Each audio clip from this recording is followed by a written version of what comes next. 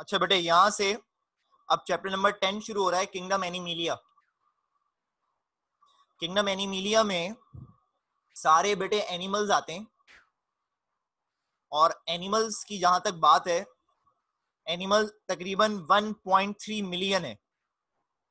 1.3 million species हैं ऐसे जो कि किंगडम एनिमिलिया को बिलोंग करते हैं। इसमें यूनिसेलुलर से लेके मल्टी सेलुलर तक ऑर्गेनिज्म होते हैं, और ऑलमोस्ट 75% ऑफ पॉपुलेशन जो है वो बिलोंग करती है दुनिया की इस किंगडम को लेके। नॉन स्पीशीज जितने हैं उनकी बात हो रही है। इसके अलावा यूनिसेलुलर जो है ऑर्गेनिज्म भी हैं इसमें, जिसकी एग्जांपल जो है वो ट्रिचोप्लेक्स है, एक ऑर्गेनिज्म जो यूनिसेलुलर एनिमल है।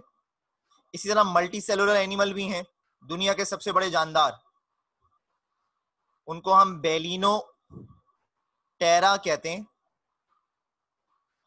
जो 40 मीटर्स इन लेंथ हैं,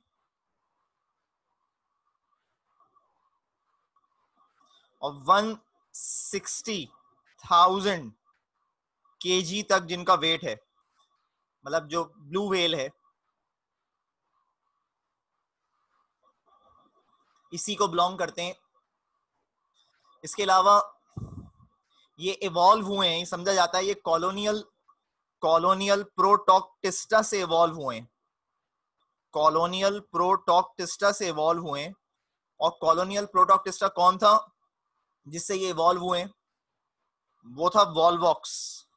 वॉल्वॉक्स से इवॉल्व हुए। मैंने कहा कि भाई कॉलोनी में रहते थे बहुत सारे वॉल्वॉक्स, कुछ वॉल्वॉक्स ने रिप्रोडक्शन का काम करना शुरू कर दिया, कुछ वॉल्वॉक्स ने डाइजेशन का काम करना शुरू कर दिया, और ये सब एक साथ मिले हुए तो ये ट्रांसफॉर्म हो गए into a organism which is a multicellular organism.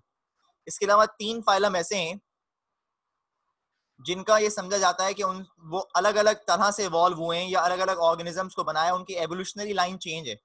एक तो फाइलम प्लेटीहेलमिंथस है जिसको लेके ये बात होती है, एक फाइलम निडेरिया है जिसको लेके ये बात होती है,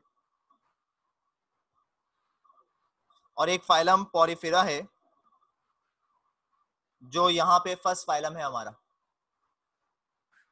इनके बारे में ये तस्वुर है कि ये अलग अलग तरह से इवॉल्व हुए हैं। अब पहला फाइलम जो है बेटे, ये फाइलम पोरिफेरा है। इसमें ये कहते हैं ये लोएस्ट मल्टी सेलुलर एनिमल्स हैं जिनके पास टिश्यूज नहीं होते। इसके अलावा इनकी बॉडी ऑर्गेनाइज होती है सेलुलर लेवल के ऊपर खाली, यानी कि सेल्स होते हैं। एनिमल जो है इस फाइलम के वो कॉमनली स्पंजेस कहलाते हैं।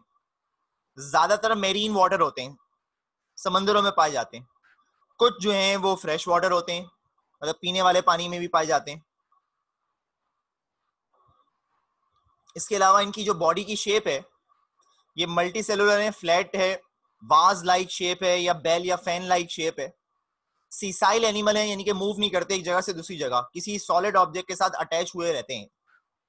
इनकी बॉडी में सुराख होते हैं, एक को कहते हैं ऑस्ट्रिया, एक को कहते हैं ऑस्कुलम। जो साइड्स में सुराख है उनका नाम है ऑस्ट्रिया, जो ऊपर सुराख है जहां से वाटर वगैरह लेफ्ट करता है बॉडी से या अंदर भी आ सकता है, उसको कहते हैं ऑस्कुलम। जहां से डिस्चार्ज हो रहा है, बॉडी से बाहर निकल रहा है वाटर, वो ऑस्कुलम है। जहां से अंदर आ रहा है वो ऑस्ट्रिया है। तो ऑस्ट्रिया को आप इनकरंट पोर भी कहते हैं, और ऑस्कुलम को आप एक्सकरंट पोर भी कहते हैं। बॉडी का स्केलेटन अगर आप देखें तो इनके पास हार्ड स्ट्रक्चर्स होते हैं बॉडी के अंदर, स्पिक्यूल्स, कार्टेनोमा स्ट्रक्चर निकले हुए होते हैं, जो या तो कैल्शियम से या तो सिलिका से या एक प्रोटीन है उसको कहते हैं स्पंजिन, उससे मिलके बना होता है। नंबर ऑफ स्पीशी कितने हैं? 5,000 स्पीशीज हैं जो बिलोंग करते हैं इनको। तो ये डिप्लोब्लास्टिक ऑर्गेनिज्म है। डिप्लोब्लास्टिक ऑर्गेनिज्म के मायने ये कि इनके पास 2 लेयर्स हैं, एक्टोडर्म और एंडोडर्म। इनके पास 2 लेयर्स होती हैं, एक्टोडर्म और एंडोडर्म। इसके अलावा इनके पास मल्टीपल तरह के सेल्स होते हैं, जैसे एक सेल्स हैं, ग्रुप है, उनका नाम है पिनेकोसाइट्स। पिनेकोसाइट्स बहुत पतले सेल्स होते हैं, चपटे सेल्स होते हैं, और कॉन्ट्रैक्ट करने वाले सेल्स होते हैं जो एपिडर्मिस के ऊपर है, यानी कि आउटर मोस्ट लेयर के ऊपर होते हैं। Pinacocytes thin flat contractile sales हैं जो कॉन्ट्रैक्ट कर सकते हैं, एपिडर्मिस के ऊपर मौजूद है। फिर एक और ग्रुप ऑफ सेल इनका इनके पास, उसको कहते हैं कोआनोसाइट। क्वानोसाइट वो सेल्स होते हैं जो ओवल शेप सेल्स होते हैं, इनमें फ्लैजिला होते हैं और ये अंदर की तरफ होते हैं, बॉडी के इनर हॉलो कैविटी के अंदर होते हैं। फिर एक होते हैं पोरोसाइट्स। पोरोसाइट्स वो सेल्स होते हैं जो कि पोर्स बनाते हैं बॉडी की। फिर एक सेल्स है अमीबोसाइट्स। अमीबोसाइट्स बाज दफा रिप्रोडक्शन में हिस्सा लेते हैं, गैमेट्स बनाते हैं, स्पर्म और ओवम, और इसके अलावा ये पिगमेंट भी प्रोड्यूस करते हैं जिसकी वजह से कलर डेवलप होता है स्पंजेस का, brown, green, red, orange, yellow, ये कलर भी डेवलप कराते हैं अमीबोसाइट्स। बॉडी की जो कैविटी है, इनर बॉडी की जो कैविटी है, उसको कहते हैं स्पंजोसील। सील मायने होते हैं कैविटी, स्पंज, स्पंज से मुराद फाइलम पॉरीफेरा के ऑर्गेनिज्म, जो कि इंटरनली लाइंड है क्वानोसाइट से, और क्वानोसाइट्स मैंने कहा था ओवल शेप के फ्लैजिलेटेड सेल्स होते हैं। स्पंजोसील के अंदर एक भी कैविटी होती है और एक से ज्यादा कैविटीज भी होती हैं, स्मॉल चैम्बर्स में डिवाइड हो रहा होता है, रीडिवाइड हो रहा होता है। इसके अलावा स्पंजोसील्स 3 तरह की हो सकती हैं, एक होते हैं एस्कन, एक है साइकॉन, एक है ल्यूकॉन। एस्कन वो होते हैं जिनमें सिंगल कैविटी होती है, जिसकी एग्जांपल एक ऑर्गेनिज्म है ग्रेनेटा। साइकॉन जो है वो कैविटी होती है जिनकी सिंगल कैविटी फिर फर्दर डिवाइड हो रही हो सेकेंडरी चैम्बर्स में, जिसकी एग्जांपल है यूप्लेक्टिला। और ल्यूकॉन वो होती है जिसमें डिवाइड रीडिवाइड हो रहे हो, बहुत सारी चैम्बर्स बन रहे हो, जिसकी एग्जांपल यू स्पंजिया है।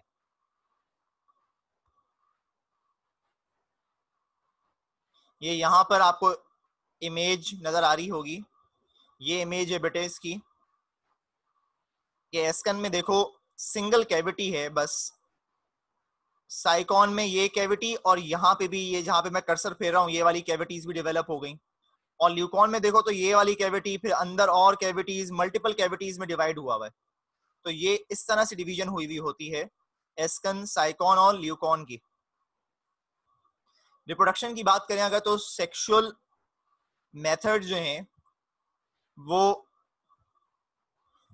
एसेक्सुअल रिप्रोडक्शन है। एसेक्सुअल रिप्रोडक्शन किस तरह से हो रही है? बाय फ्रेगमेंटेशन और ग्यूम्यूल फॉर्मेशन के जरिए। फ्रेगमेंटेशन के मायने होते हैं एक टुकड़ा टूट के अलग हो जाना, या इनमें अक्सर बर्ड्स भी डेवलप होती हैं। और बर्ड्स 2 तरह की होती हैं, बॉडी के ऊपर डेवलप हो या बॉडी के अंदर डेवलप हो। बॉडी के ऊपर अगर कोई बर्ड डेवलप होती है उसको कहते हैं एक्सोजिनस बर्ड, और बॉडी के अंदर कोई बर्ड डेवलप हो उसको कहते हैं एंडोजिनस बर्ड। ये बर्ड डेवलप करती रहती है, साइज में ग्रो करती रहती है, अपने पेरेंट ऑर्गेनिज्म की तरह से ही दिख रही होती है, और बाद में टूट के अलग हो जाती है और इंडिपेंडेंट ऑर्गेनिज्म की तरह काम करने लगती है। गिम्यूल फॉर्मेशन की जहां तक बात है बेटे, गिम्यूल के मायने होते हैं स्पोर्स का बनाना। ये जो स्पोर्स बनते हैं ये अमीबॉइड सेल से बनते हैं, इनके ऊपर एपिथेलियल लेयर्स होती है, ये रेजिस्टेंट होते हैं ड्राफ्ट कंडीशन को लेके, विंटर कंडीशन को लेके। जब फेवरेबल कंडीशन रिटर्न होती है तो each spore will develop into a organism, जैसे साइकॉन में होता है, जैसे यूस्पंजिया में होता है, जैसे यूप्लेक्टिला में होता है। इनका जो लार्वा है, लार्वे का नाम एम्फीब्लास्टुला है।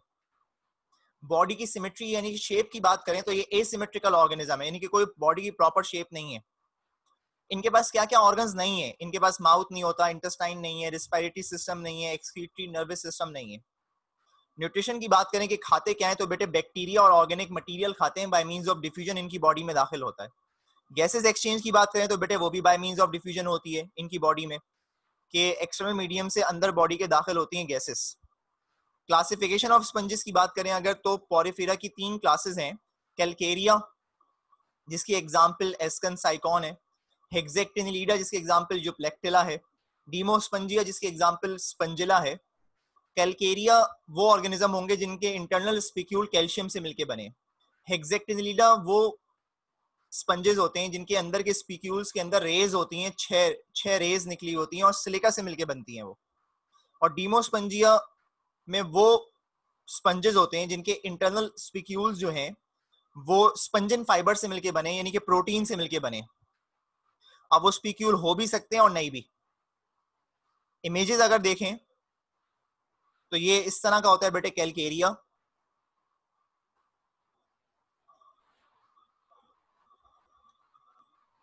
ये है डीमोस्पंजिया,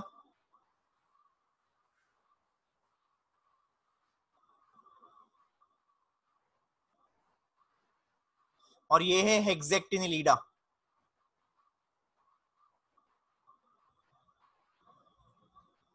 तो ये पहला फाइलम था